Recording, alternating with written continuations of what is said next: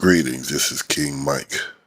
I leave messages for my sons, unborn sons, and grandsons because sooner or later I have to die.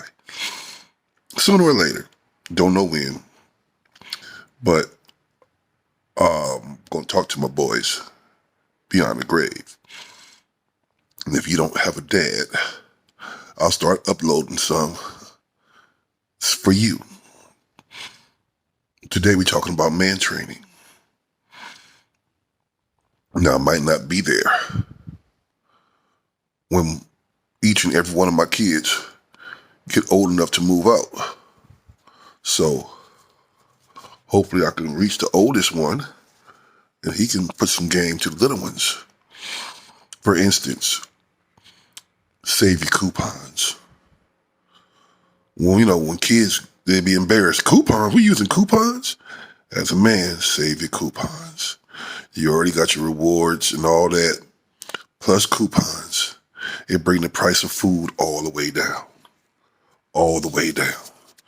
One thing that's important about living on your own, you make sure your house is secure and make sure your house is full of food. You understand? You can get by with no lights. You can get by with no gas, you feel me? But make sure your house is secure.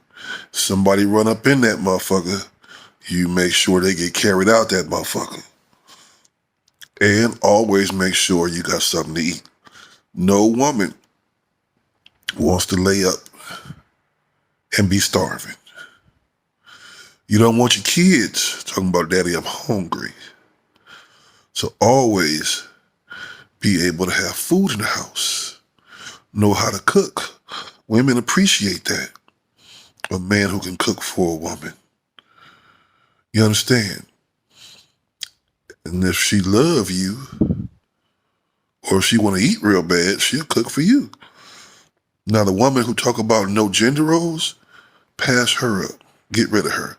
She's telling you right now off the bat she's selfish and she only care about herself. You feel me?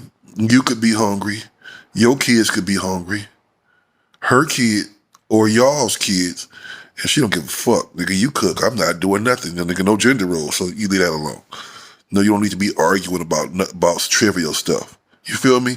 Life is too short. If a woman don't understand her assignment, she missed school. You gotta let her go so she can go back to school. So don't have a problem. Feel free to cook, but it's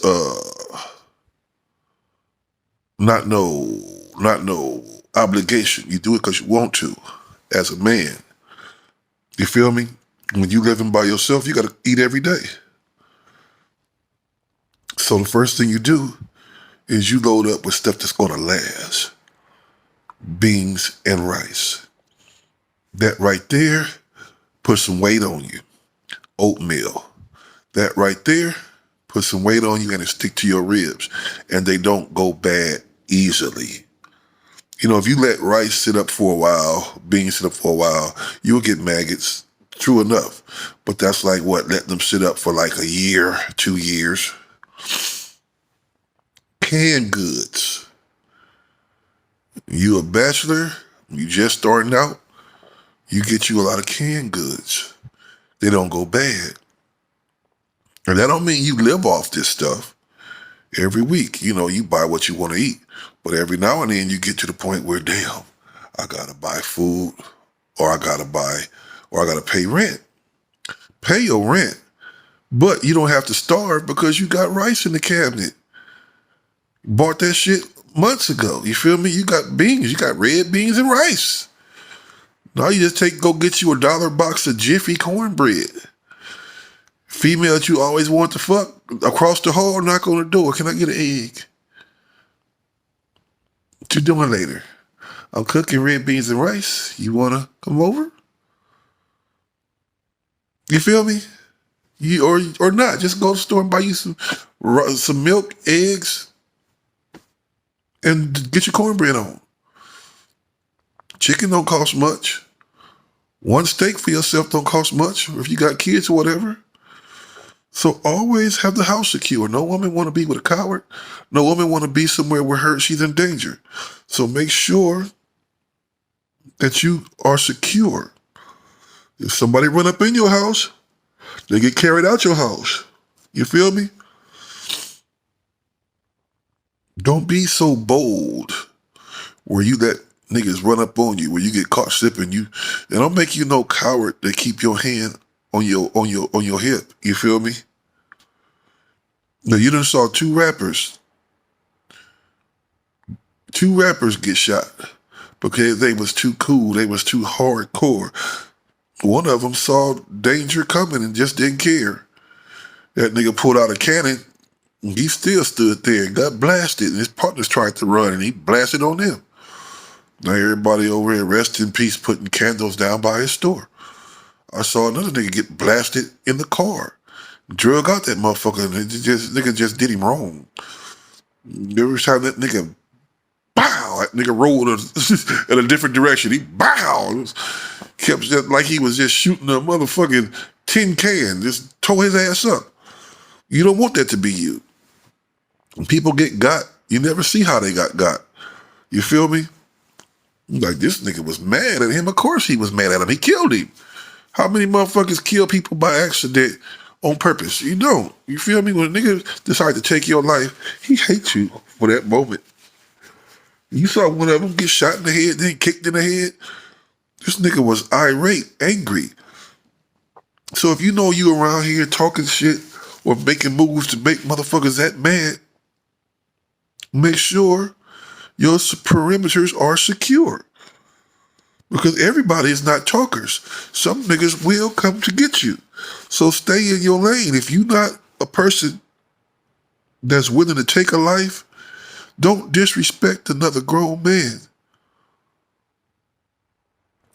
Because in our neighborhood, disrespect is met with death.